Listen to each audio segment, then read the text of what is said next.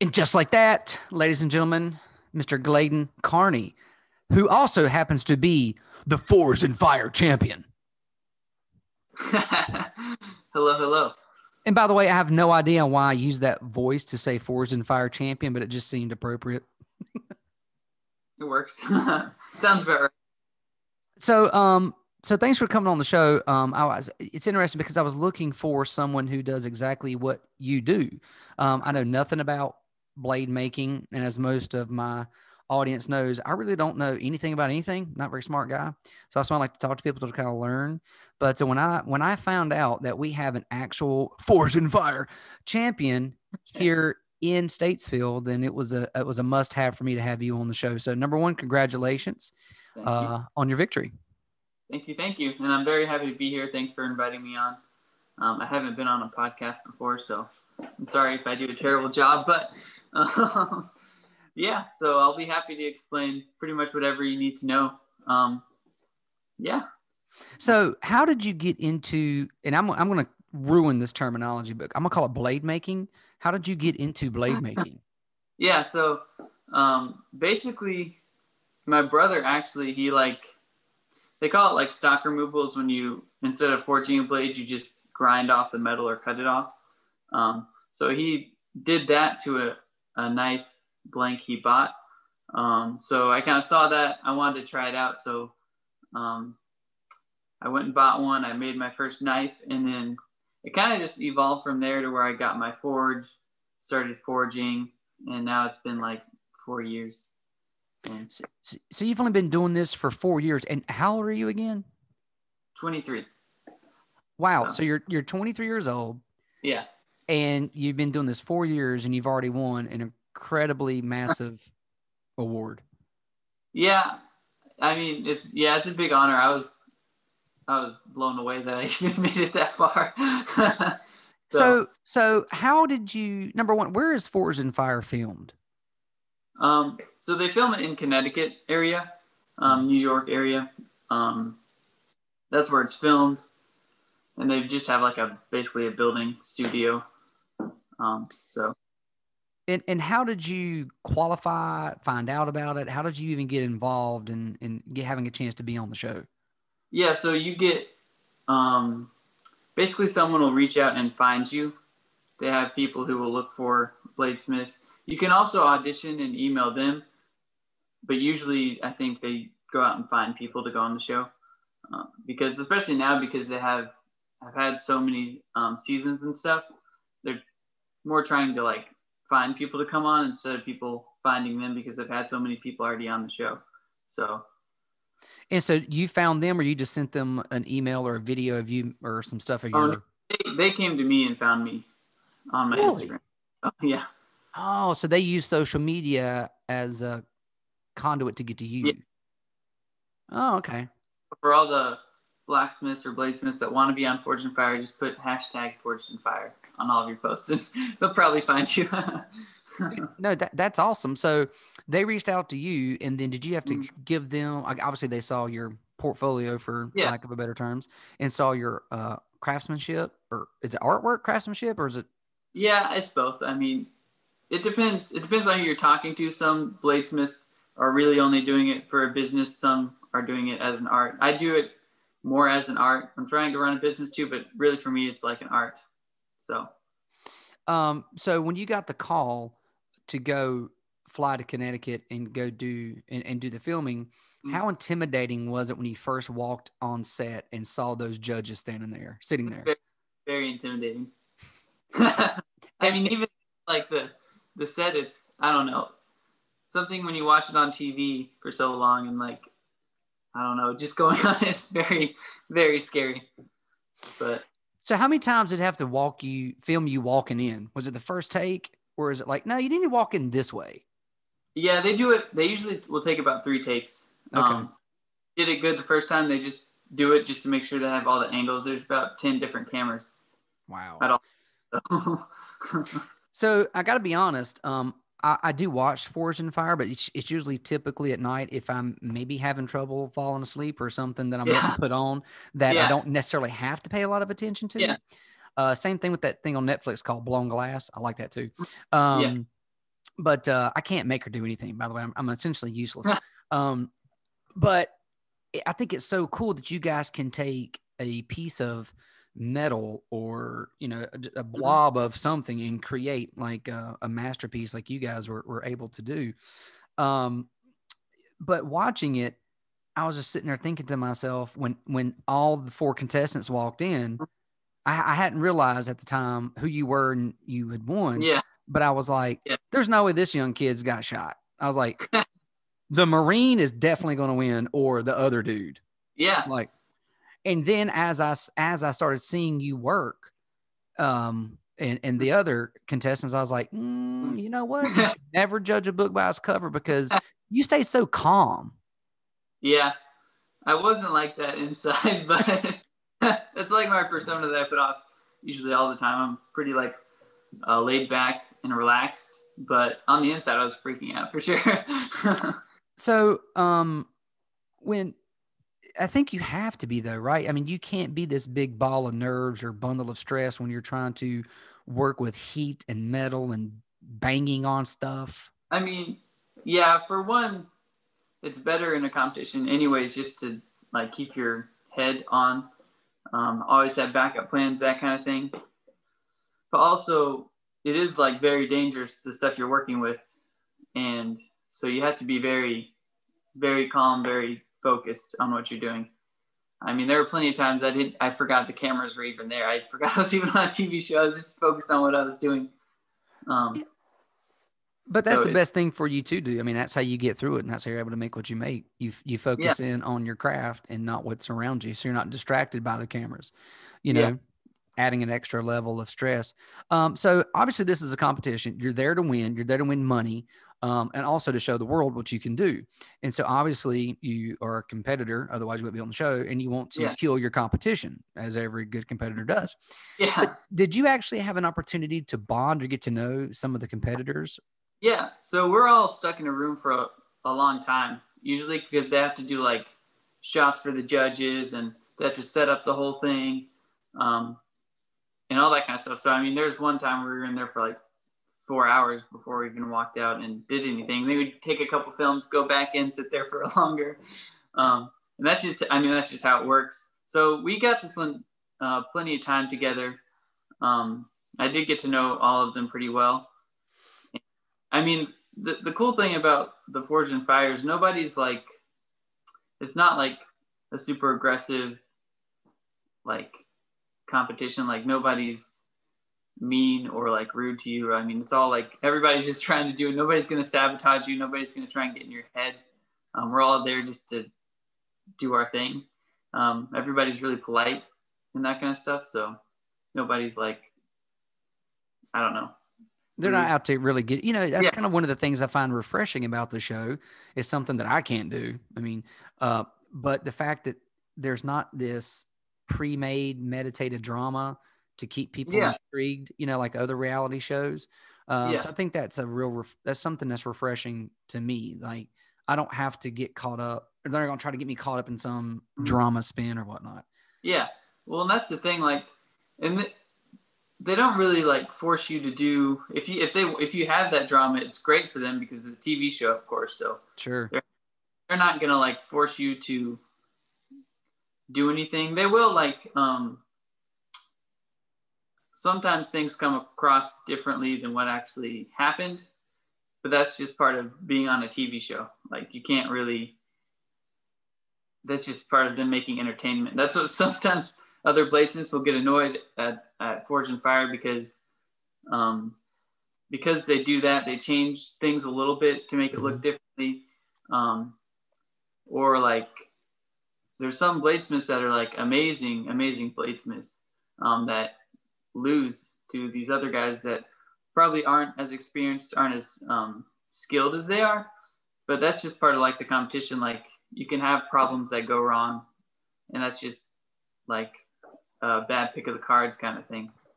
Well, I mean, you can see it too when you see these really these craftsmen at what they do, these masters at bladesmithing and making blades. But, you know, maybe they, I don't know what they call, plunge the steel. It has a small crack in it. It's not their fault, but they make something beautiful. So when you guys are doing your thing, and then when we're watching it on TV, it cuts to you having an interview. Do they Yes, interview? Do you have to like take a time out from working to do the interview, or once you finished, they go back and ask questions? it depends. So they have interviews while you're in the middle of the competition. So like they would come up and ask you like what you're doing. You'll start. That's when you see the like people in the shop and explaining what they're doing at the moment. So like, I have to finish grinding this blade, then I'll do all this other stuff, that kind of thing. But when it cuts to like the ones where it looks like they're kind of in a different room, usually after the fact. So, okay. Was there a judge that was the most intimidating, or were they all intimidating?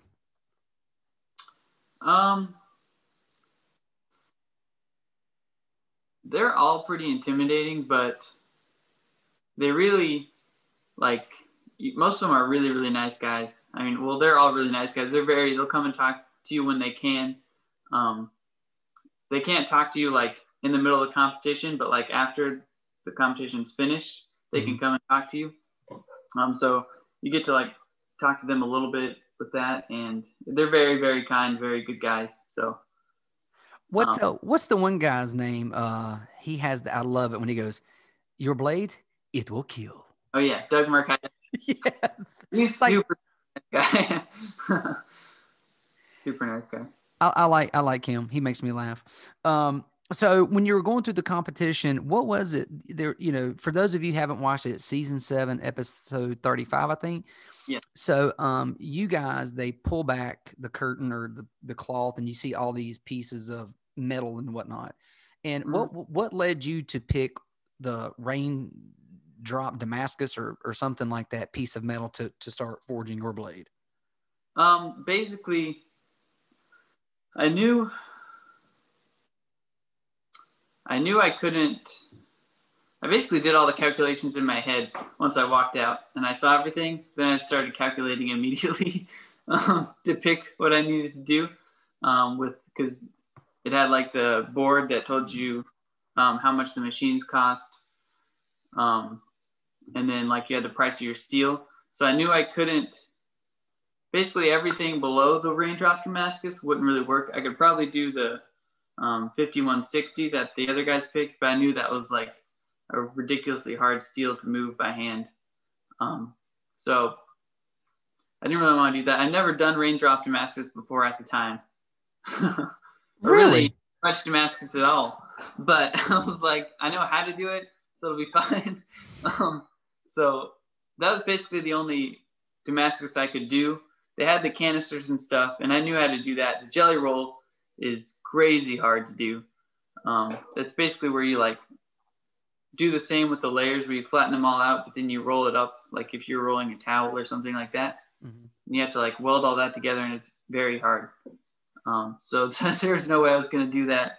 But I calculated that if I had the raindrop, I could buy all the tools I need to get by. And so that's kind of, so before it even started, I had already did the calculations. Hey, look at there, man. Not only are you talented with your hands, but you're wicked smart too. Well, I don't know about that. I'm usually not very good at math, so I'm surprised it worked out. So once you started getting into the competition, we're watching it on TV, and obviously it's intense for the viewer. How intense is it actually being there in that competition? It's extremely intense. Like the first round for me was probably the hardest thing I've ever done in my life. That was, and the clock is pretty much as close as you see it when it's counting down. Like, I think I mean, I had like an hour left, and I just had like a bar of steel with no shape. And like, I mean, it's like terrifying. It was super thick, and like you just, I don't know, it's crazy the amount of pressure you get. The second round wasn't as bad with the handle, and then the final round I felt a lot more comfortable. So I was at home to work at my own pace. See, I would be so nervous doing that on a time crunch because I know I'd have to go to the bathroom, and what am I going to do? You don't. You're sweating so much you can't even think about the bathroom. So speaking of getting through the first round and the second round, once you guys were able to come home to your own shops, the camera crew obviously flew here and filmed you on your property or wherever your shop is. What was it like having a camera crew at your house for 4 or 5 days? It's fine. I mean, they stay in a hotel most of the time. They don't like stay at your house. But I mean, I don't really mind. To me, it was just, they were good people and it was fun. I don't mind having them. So, yeah, that's got to be weird though. You're sitting there in your shop and you have these people filming you for however many hours, 8-10 hours a day, whatever it is that you work. Yeah. And then they're just like, that's a wrap. And then so did you start like first thing in the mornings usually, or do you have to let them know what time you're going to start? Like you have a schedule? Usually you'll start pretty early in the morning. Most of the schedule's up to them, but they weren't like filming the whole time. They just film. If they were filming the whole time, they have a crazy amount of footage that they'd have to go through. Right. So they just certain parts, and then like if something crazy was going to happen, like if I was about to quench the blade or something like that, I'd tell them. So then, just in case something does go wrong, they can get it on film and that kind of stuff. So, hey guys, in case I really screw this up, you want to get this. So come on, turn it on. So I'm assuming that you couldn't tell people like your family and friends that number one, you're on the show, but number two, there's a camera crew going to be at your house. No, you can't say anything because if you start to say stuff, it gets spoiled and then kind of show. So you had to be incognito for a while. Yes, very long time. So after the filming, could you let people know you're on the show, or you had to just be totally quiet until the episode aired? You have to be quiet. They'll shoot you an email 10 days before the episode airs. That's when you can say, hey, my episode's about to air, but you can't say anything else, just that my episode's going to air.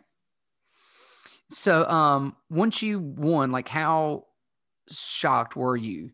So actually, let me back up, because when you're going through the final stages of them testing out your blade, and tell the folks what type of blade it was that you had to make.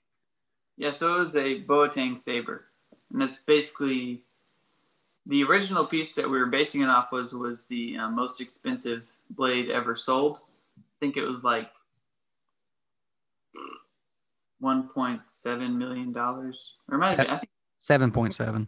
$7.7 million. Yeah, it was a lot. So we were kind of basing it off that, but we could still add our own flares. And of course, we weren't going to make a $7.7 million blade.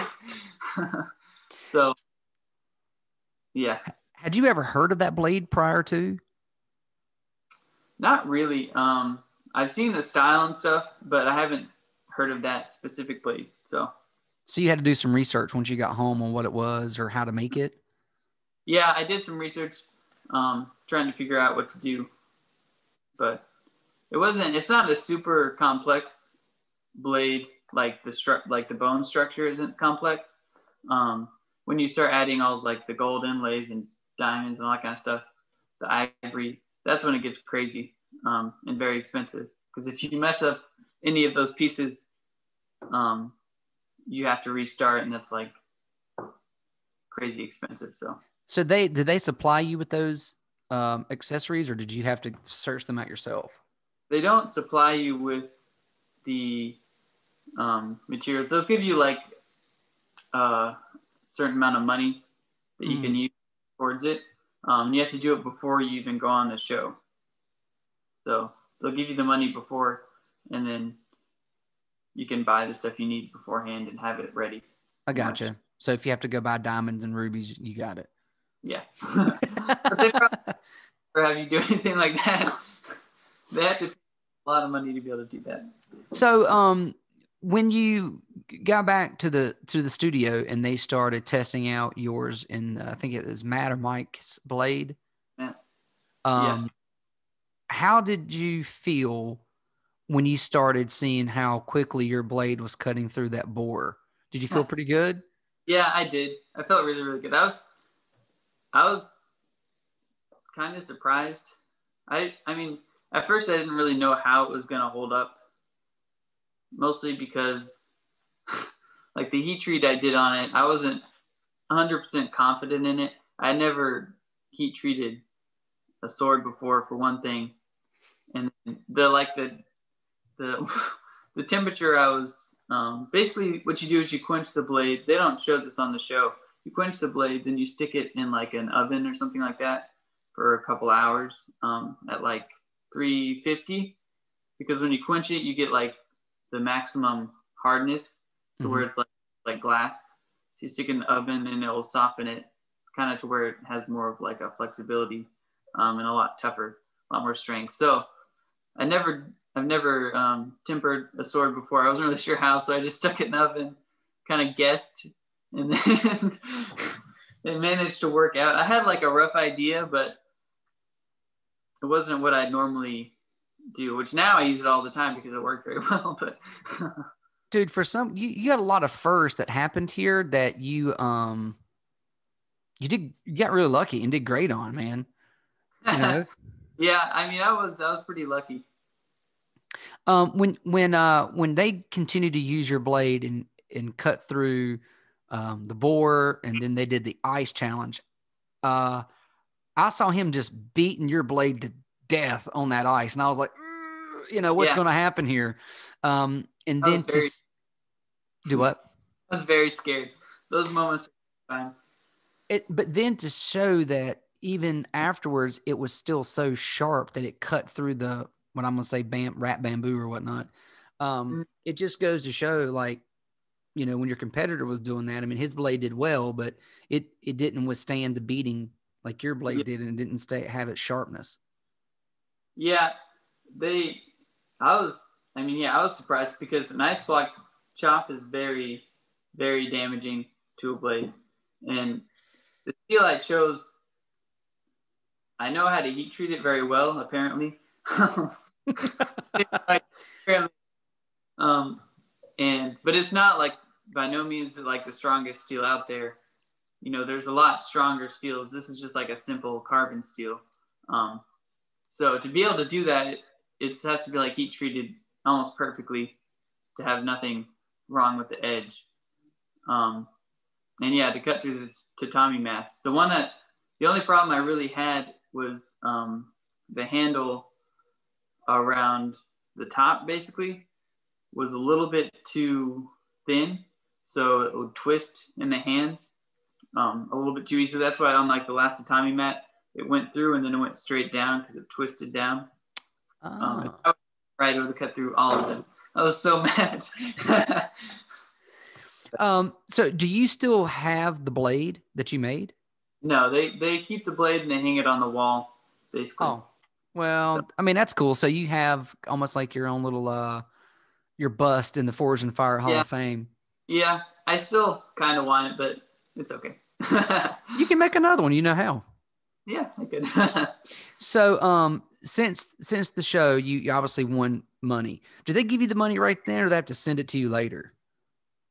Like right when you win? Yeah. Or like when you leave, they give you the 10,000. Oh, they keep that until they air the show.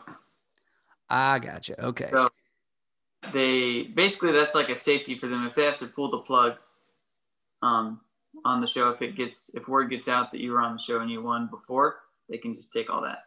Gotcha. And they won't. So it's pretty risky. So yeah.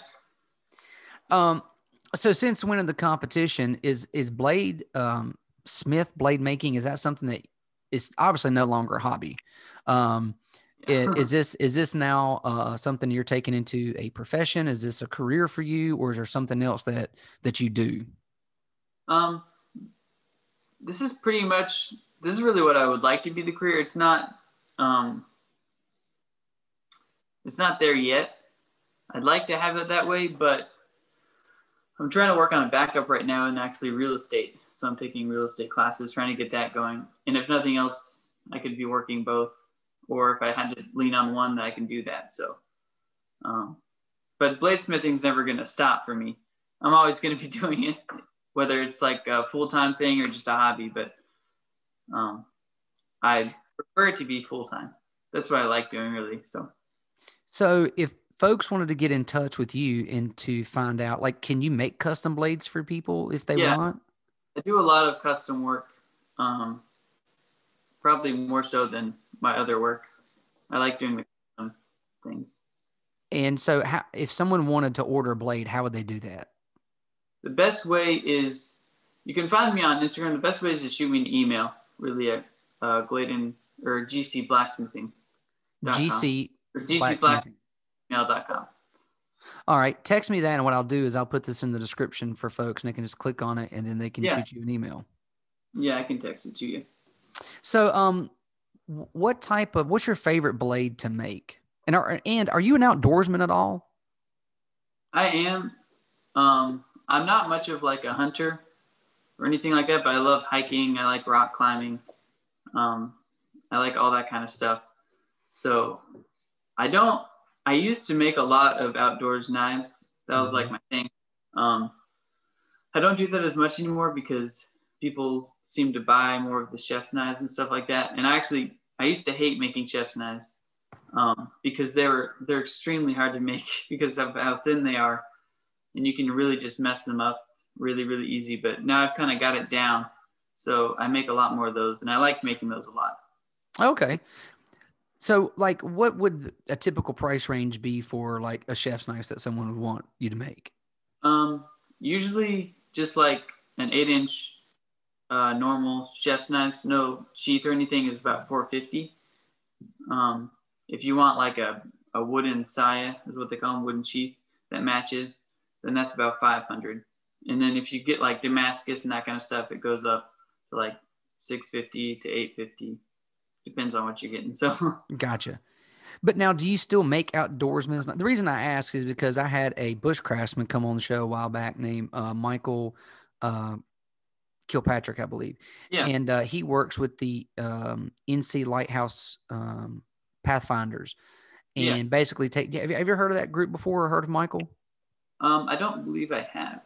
So they take folks, young kids, out into the woods and teach them how to build a fire. They have survival, what things you can eat, what things you can drink. It's not like a really survival course, but you could basically live in the woods for 3 days. Yeah. And they have, they use a certain knife that has a spine on it, so they can use it to, debark something or trimmings or whatnot. So, but you can make something like that. Yeah. So I'm pretty much up to make anything. I'm making a draw knife for a guy right now. I don't know if you know what that is. It's just like a woodworking knife. Yeah, no, Glayden. Always assume I don't know shit because I don't. Fair enough. So yeah, it's just basically like a two-handed blade. So you have the handles right here, then you have like basically a knife right here, and you pull. It's like to debark things, do that kind of stuff. But yeah, I'll make pretty much anything.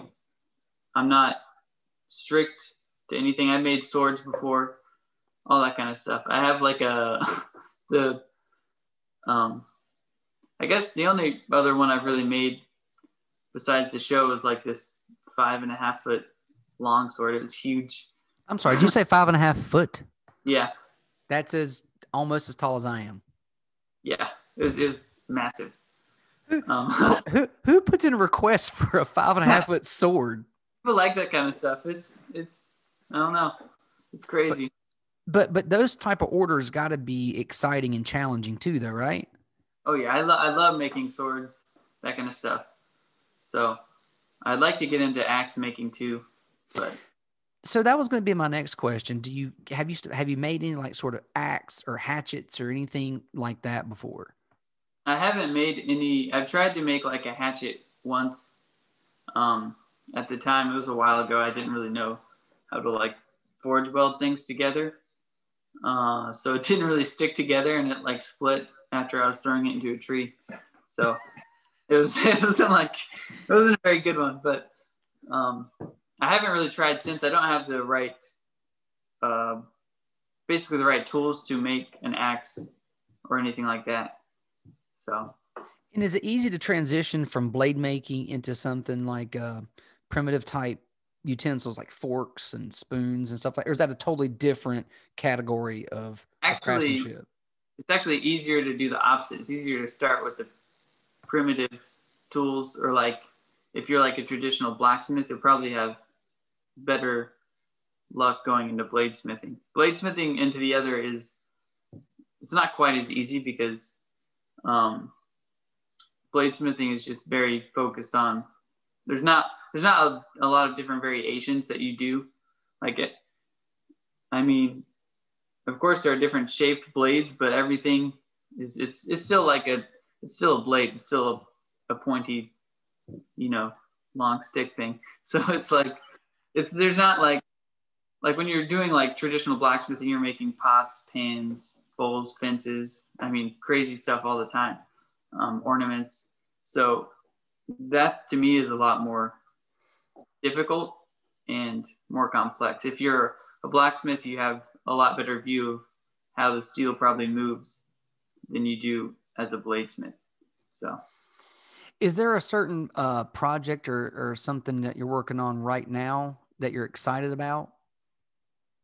I don't have anything that I've started on that's crazy. I have a lot of ideas, but I haven't started on anything just yet.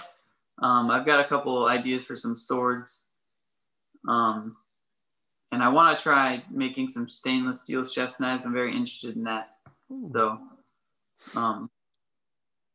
the only one I have like partly working on right now is this guy. I don't know if you can see it or not. I can't see. Ooh, I don't know what, I'm going to call those waves for lack of a better term, but I don't know what that is, but that is sweet looking. So basically, this is Damascus, but it's got like, each one of these stripes has about 125 layers of steel in it. So basically you get each one of these, and I don't know if you can see it or not. You can kind of see the different layers. Yeah. It's very kind of hard to see, but each one of these has 125 layers, and that's the only one I haven't finished yet. I've got a couple other here that I've finished.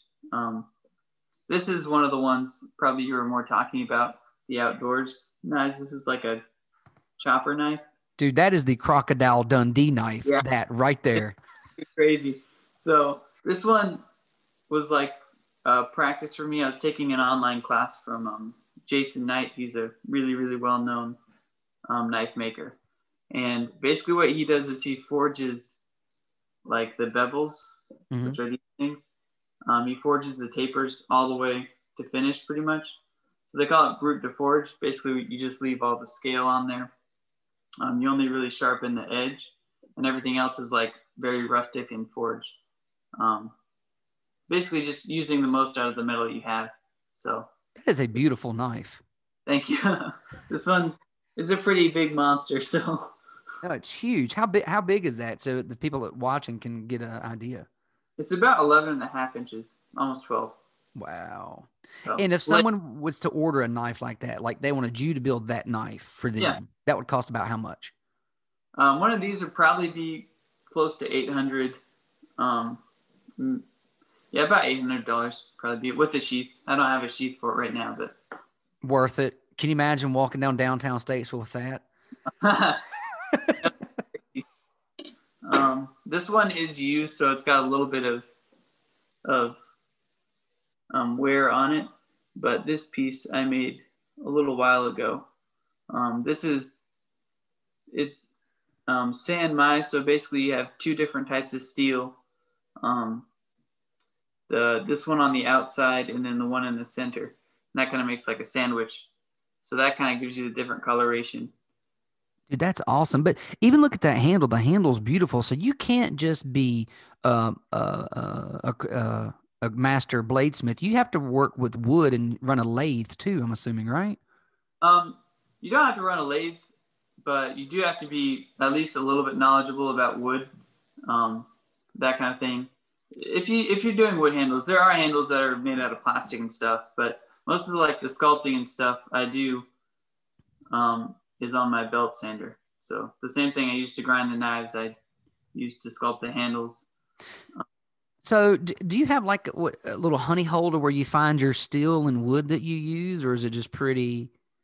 I like to use Admiral Steel. They have a lot of their prices are a lot better than most places.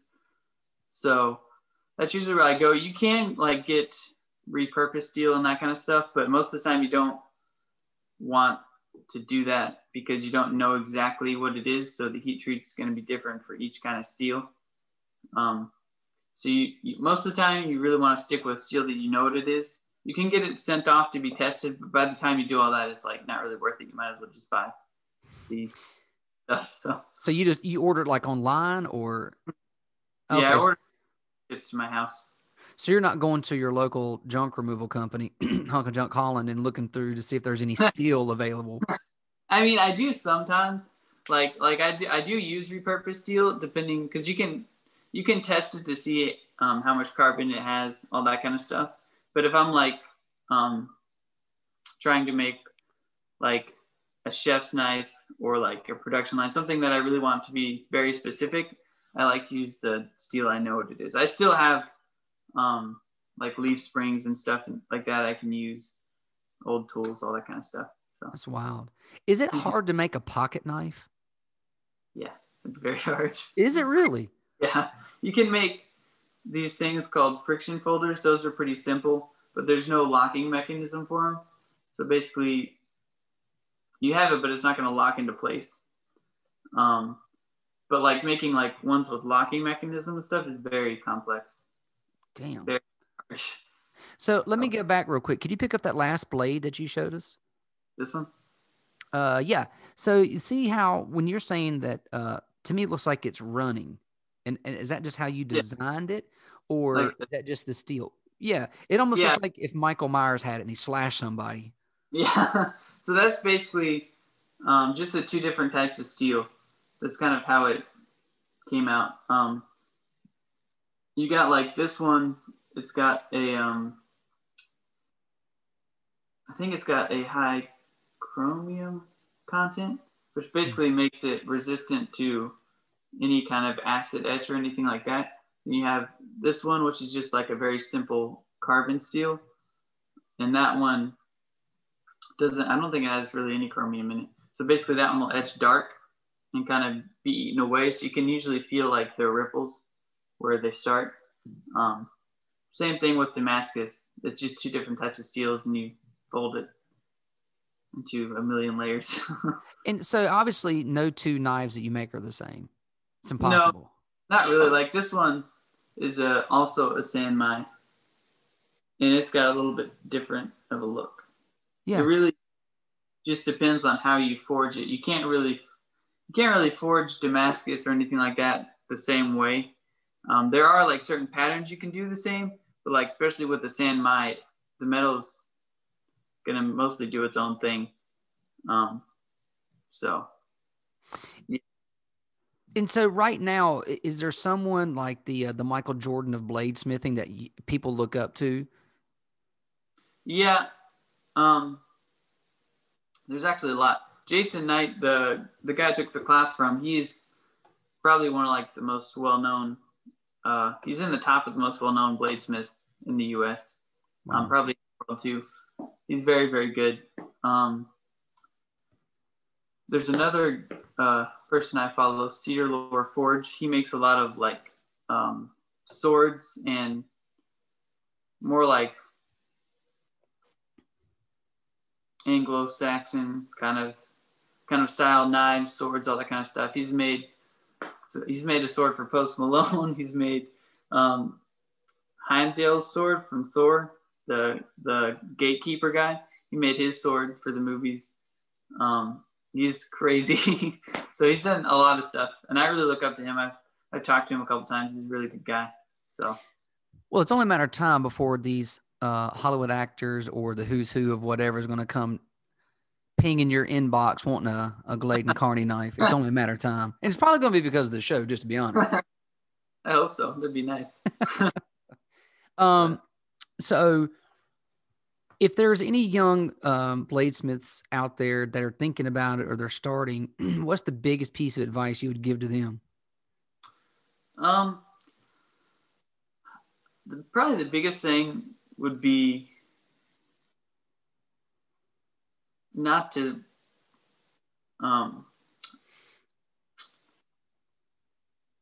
not to like rush yourself or worry about, if you're just starting out, not to worry too much about what your knife, like not to worry too much about getting everything perfect, because it just takes a lot of practice. I mean, it took me like a year or two just to make something that I was actually happy with. And I mean, still now I make things, and most of the time they all have little defects, because that's just part of being handmade, and I've kind of come to terms with it, but it still drives me crazy most of the time. I'm very much a perfectionist when it comes to my knives, and so it drives me crazy when they have these little things. But I really just tell them not to stress too much about that kind of stuff. Just enjoy it. And also, probably the best advice I ever got. It's very simple, but I don't know. I've always remembered it, and it's always helped me. Is when you're forging something and it's not going the way you want it to, the guy just told me to step back, take a look at it, slow down, and the steel will pretty much tell you how it needs to be forged, because steel moves in it's not complex how it moves. It's very simple, but most of the time we overthink it. So, yeah, I mean, it basically moves like clay. Once it gets hot enough, it moves similar to clay. So it's not super complex. Your brain really knows what to do. You just have to stop overthinking it. So that's probably the best advice I ever got. And also, don't worry about buying all the nicest stuff. You can start out with pretty much anything and make something beautiful. So. Yeah, another question that brings up is the equipment. How expensive is it to get into bladesmithing? Really, it's not that expensive. I mean, if you compare it to other stuff, it's not that bad. It's probably, if you want to buy like the nicest stuff, I mean, an old anvil is probably going to cost like $600, $800. For an old anvil? They're very expensive because nobody makes them like that anymore. And you have to really get the old ones, because all the new ones, you can go to Harbor Freight and buy one for like $20. And it's a hunk of steel, but it's not heat treated or anything. So it doesn't have much rebound. So it's not going to help you forge anything. When you get like the old ones that are heat treated, that have been around for, hundreds of years, they're very, very, it's a huge difference when you forge on one of those. Wow. So, yeah. That's mind blowing. Or about that much. Forge is probably about the same. But you can also start with like the Harbor Freight anvil. It's fine. And you can build an old coal forge, or even a small like tin can propane forge. And you can do all that. And it's not nearly, if you're just starting out, that's really all you need. You can file the bevels in. You don't need all this fancy stuff. I know people who make amazing things with just the bare minimum. So, well, I would say the biggest difference that I noticed on the show was your setup, your workshop. To me, seemed like it would probably be your average workshop that you could go see most bladesmiths have. I don't know if that's yes or no. But then your competitor who was competing literally looked like they had him set up underneath a tailgating tent with like a hammer and a blowtorch. Yeah. Yeah. He didn't have quite the same setup that I do. He was working with an old railroad track anvil. He had a coal forge. He didn't have a lot of stuff. He did a really, really good job for what he had. Even in the competition, like when he was forging that piece of metal, that's like, to be able to make what he did out of it with that big of a piece of metal is like, for me, is like mind blowing. I would never be able to do something like that. I would never be able to sit there and hammer it like that. The way he moved it was very, very impressive. Well, you were obviously very gracious too after each competition, to where you could see your blade performed a little better than his, but you were always telling him good job. But when you look to see what he did with the minimal stuff that he had, and the guy almost cut his finger off, it just goes to show you the level of skill that he really has. That's what I mean. Like, I really want to see what he does with like a full like normal setup, because he probably makes something amazing. I mean, and we talked about some of the stuff he was working on. It was super cool. And you could even go back to when he was forging, that big hunk of steel compared to the other competitor, the Marine. What they both chose the same material. Yeah. But what he did was light years ahead of what the fish that the other guy made. Yeah, I mean, the guy's the human power hammer. It's crazy. Is he as big in real life as he was on TV? Oh yeah. Dude was enormous. Yeah. He's by the size of my head. Well, a few last things here before we jump off. But are there like conventions like Forged in Fire or Forged conventions where you guys go and kind of bounce ideas off one another? You show people what you have, they can buy stuff, stuff like that. So probably the biggest like knife convention specifically is Blade Show. It's in Atlanta and it's huge. It's so big. They didn't have it this year because of COVID, but they usually have it every year. And I haven't been yet. I'm planning on exhibiting this year if I can get in. We'll have to see how everything goes, but I'd like to show my stuff this time. But that one's probably the biggest. There's also, if you're in like North Carolina, they usually have them in most areas, but they call it the North Carolina Hammering. And basically that's just a bunch of bladesmiths, blacksmiths that all get together, mostly bladesmiths. They have like classes from amazing smiths. Jason Knight was there. There's tons of like master smiths there that do it. They have forging classes. They have like everything you could ever want about like blacksmithing. It's usually like 3 days long and it's super cheap too. It was like $75 for 3 days. And you get like, I mean, all day there's like 20 classes going on. So, and I mean, for the guys teaching it, it's like, they normally charge like $800, $2,000 for a class. You get it for like almost nothing. So wow. I definitely recommend that. It's very, very good, especially if you're just interested in learning. You can sit there and watch and it's very cool. Would you ever do a television competition again? Yeah, I would. I thought it was really fun. So I would definitely. Have they ever done before, or are they considered, maybe they've done, I just don't know, but take all the winners from each like episode and have like this huge competition to see who is the best? They do like, they do that where basically they bring like 4 winners back and then they all have to face each other. They did one, I know, it was like they brought all 4. I think they brought 3 back, 3 or 4. Anyways, they went against each other, and then the last guy had to go against one of the judges to win. And that was great. They haven't called you back yet for that? No, hopefully one day. Fingers crossed. That's exactly right. Well, I think it's a huge testament to your craftsmanship. I think also the more I do this show and growing up here in Statesville like you have, there is a ton of talent that has come out of our little hometown that has made a huge impact, from novelists like Blake Crouch, who's now had several TV shows out. We've had an astronaut, John, it's Marshall, right? Marshall, I think so, from out of Statesville. And Sheldon Candace is also doing big things in the movie industry. There's a lot more. And if I forgot who your name, don't feel offended because I can barely remember my own name half the time.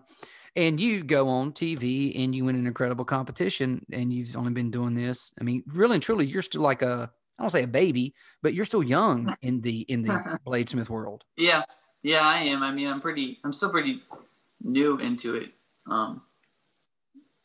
You guys have been doing it for a lot longer than I have. Yeah, but you're kicking ass, man.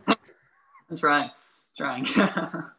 But So if anybody, again, could you tell everybody if they want to check out your Instagram to see your work, and if they want to order something from you or have you make something custom, let them know how to do that again. Mm-hmm. Yeah, so my Instagram is at GC Blacksmithing. It's GC_blacksmithing. You can pretty much find my email. You can find my website on there too. My email is gcblacksmithing@gmail.com. So you can send me an email if you want any custom orders, anything like that.